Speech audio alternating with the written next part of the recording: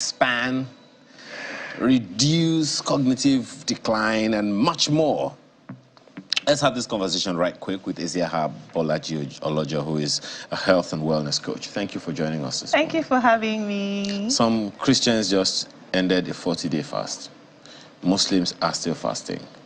And some people have never fasted in their life. Some haven't fasted in a very long time.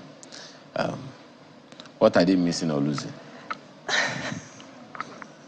What are they missing or losing? I like the way Miss A is looking at me because no, I'm waiting for the answer. because we're having an interesting conversation before we came on air. What are they missing? So I like to think of fasting as what we do to our cars. Our cars are constantly moving, right? We go from here to there, and they do this fantastic job of taking us from here to here. But we don't drive all the time. We stop at different times. We Can change drivers. No, I'm not talking of that. I'm saying we just let the car be. And from time to time, we even take the car for servicing. So what fasting does for the body, which is the most sophisticated machine ever, is to give it that time to rest and to service itself so that it can serve us better. So if we're constantly eating, we're not giving the body an opportunity to optimize itself, to heal, to repair. You know, you talked about longevity. It's amazing how a lot of the challenges we have with our health is because we're just constantly eating. Our bodies are not made to keep on eating. While ingestion, eating, is a very normal process, absorption, digestion, they're complicated. And we can't afford for that to keep happening. So when we fast, it's like sprinkling in the body and saying, hey, after all this work you have done, take a break. So that when we introduce food again, the body is optimally functioning. So they're definitely missing a lot if you're not fasting. I love the smile on your face when you said that. So I get the impression that you fast from time to time?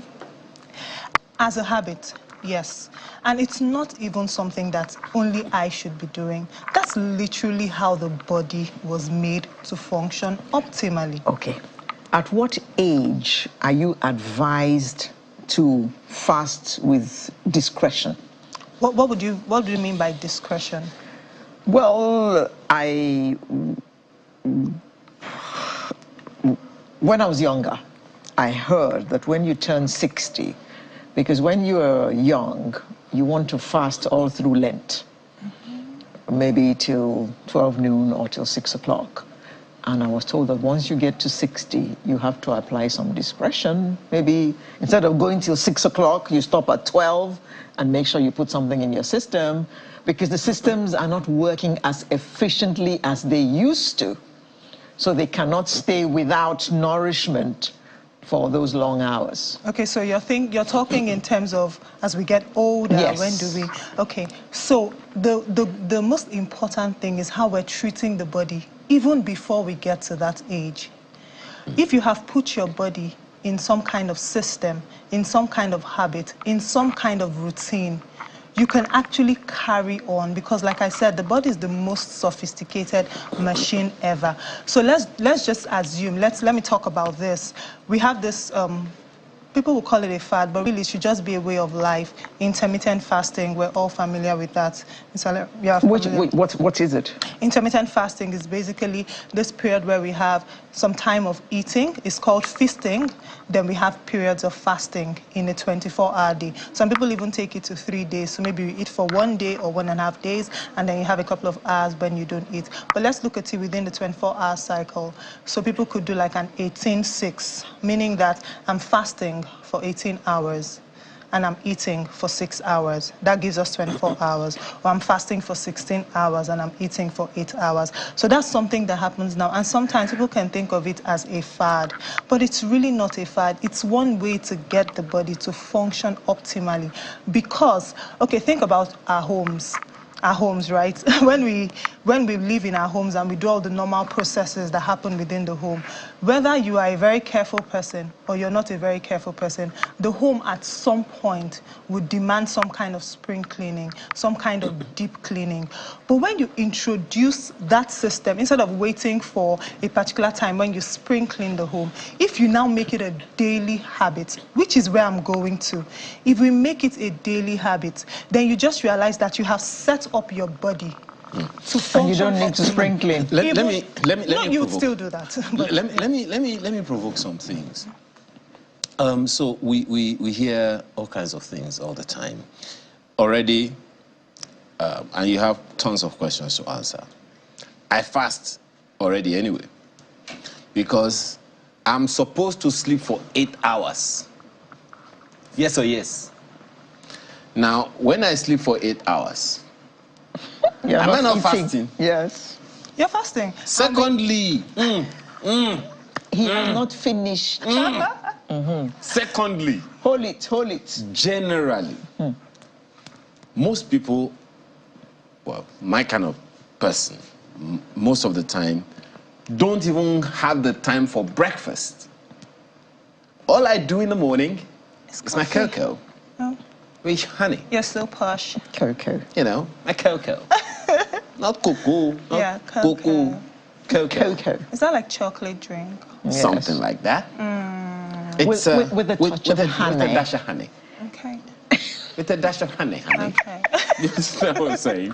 So, for those who don't already eat like 3 times, don't have the time to have 3 square meals, So as they you're say. not intentionally fasting. That's not intentional. Please answer the question, Jari. Mr. Ayo, you're doing the right thing. You see? Because we're not supposed to be eating all the time. You There's see? just such a presence of food everywhere. Everywhere you go for a meeting that is 8 hours, and there are 2 tea breaks, there's the lunch break, there's breakfast, and we feel a need to eat at every of these times. We paid for it. I can't even say anything to that. I'm not even going to say anything to that. But honestly, there's too much food. So when you talk, so basically what you're saying, we can just put it into a nice system of intermittent fasting. When we talk of breakfast, it's actually what you break that fast that your body has been on all night while you slept. So you know when I said the 18-6, the 18 hours of fasting, your sleep time is added to it. So imagine that you don't have the time to eat, of which we're not supposed to always be eating anyways, and then your first meal is at 1 o'clock. That's completely okay. And we're now saying, put a system to it. Don't just do it casually. Let the body have times when it's feasting. So let's say you start to eat at 1, and because you know your body, you're the expert on your own body, you know your body, you start to feel the desire to eat from 1. You can then say, okay, I can carry on this eating for the next 7 hours. And that's not to say you just eat, because what you eat in those hours really matter. And you tell yourself, I would stop eating at 8 p.m. My last meal, my body closes for the day at 8 p.m. And you make that a habit. Even your body likes predictability. You know what causes some people to just age fast is when, think of your car. Do you take it to any kind of servicing every time? No. You stick to a certain routine. So every time we introduce fad diets and eating anyhow, and there's no predictability and structure to our eating, the body is almost confused. And then your cells are constantly moving, and that's how the wear and tear happens. But once you bring in that system, and you're like, hey, I'm going to eat between 1 and 9, 1 and 8, whatever number of hours you choose to eat, and you make it a habit. It's amazing what this machine that is your body starts to do for you. But if we're just anyhow, body's eating anyhow, because there's food everywhere. We can't even blame, there's just food everywhere. And it looks like food is the answer to social problems. Food is the answer to every problem. I agree that food is amazing. But fasting is that thing we bring in to say, hey, I'm putting a break on it. Does it matter what the nature of work the person does? Because I don't know how I can preach this one to a bricklayer. Okay, I love the question, because when we say you start your eating window, your feasting window, you can choose to start your feasting window when your body is going to be demanding the most energy from you. So even a bricklayer is not working for 12, ideally.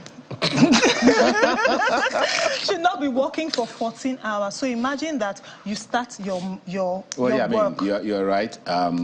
Let's say he starts working around, say, 8 a.m.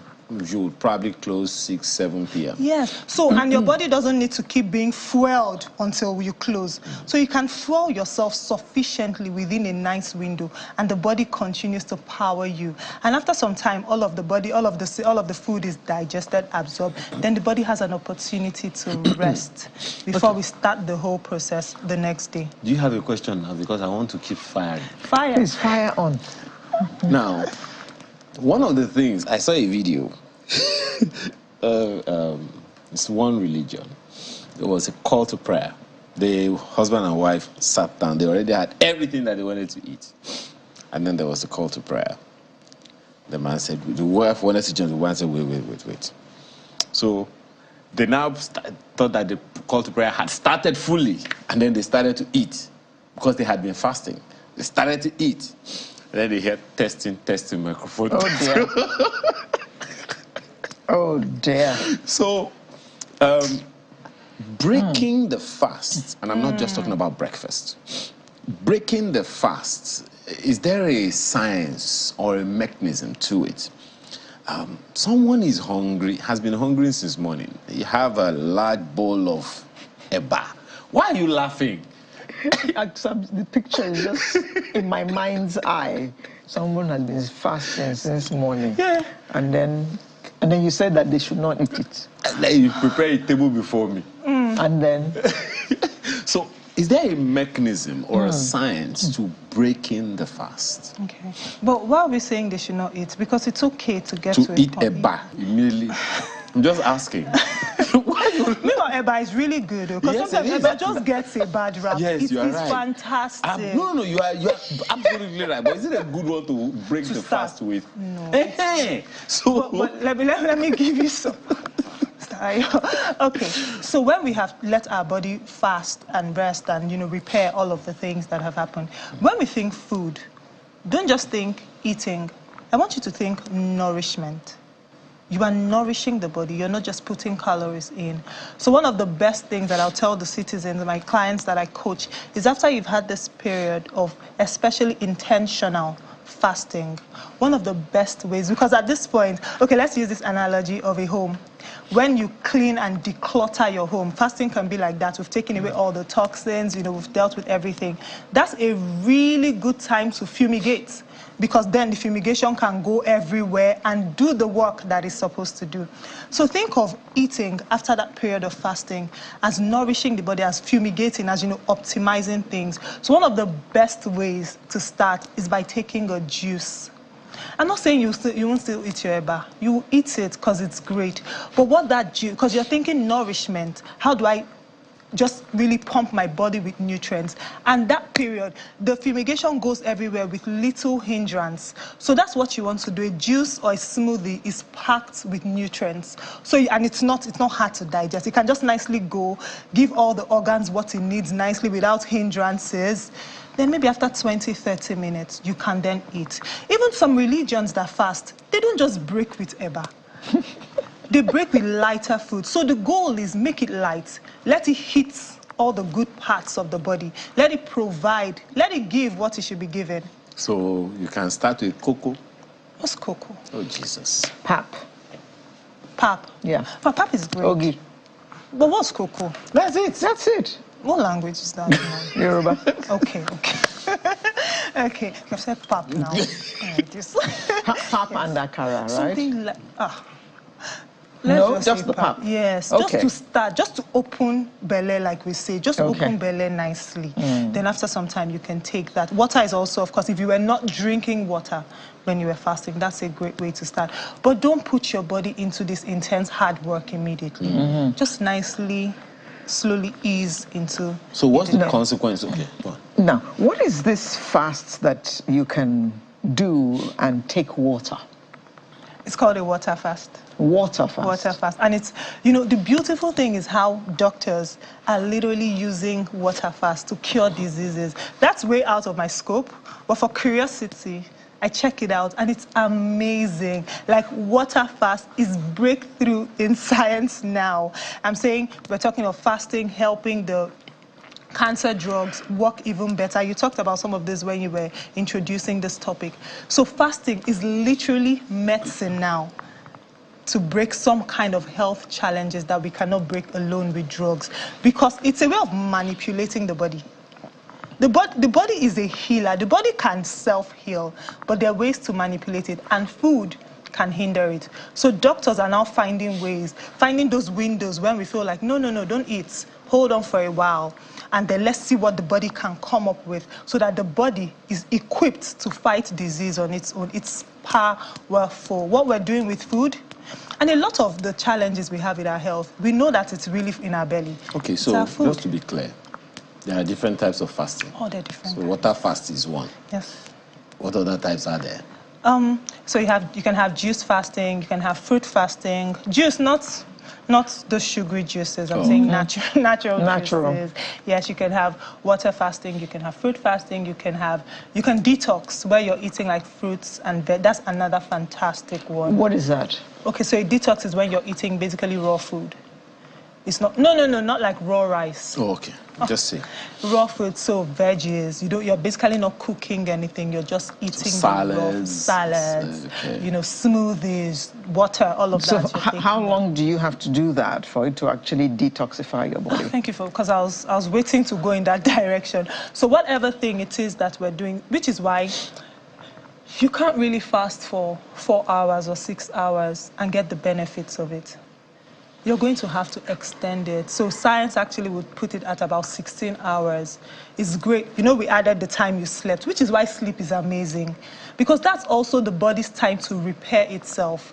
So if I'm saying, hey, fast for 16 hours and you slept for 6, 7, 8 hours, that reduces the amount of time, because there are other things you're doing. So if you're going to detox or you're going to fast, just make sure that you give it some time, 16 hours in the day, even 14 hours, that's pretty great. And if you're doing a detox, you want to maybe pull it for 3 days. If you're able to do that, just give the body time because imagine that some people have been eating really poorly for a while. Imagine a really dirty home and then a home that's not so dirty. You know that the people that are cleaning will take a lot of time to clean the dirty home, and sometimes that's just how some bodies are. So it takes time for the toxins. I say this with all sense of respect. That's how the body can be, and then you take some time to take it out. Let's just call this part 1. I didn't know talking about fasting could be so consuming. Okay, fasting. Just Google it, because I don't think we can say all of it. But thank you so much for being here this morning. Izia Bola Geology is a health and wellness coach. Now you know that your sleep time is fasting time. All right, we'll take a short break, and when we return, it's time for the home stretch. And guess who's coming to dinner?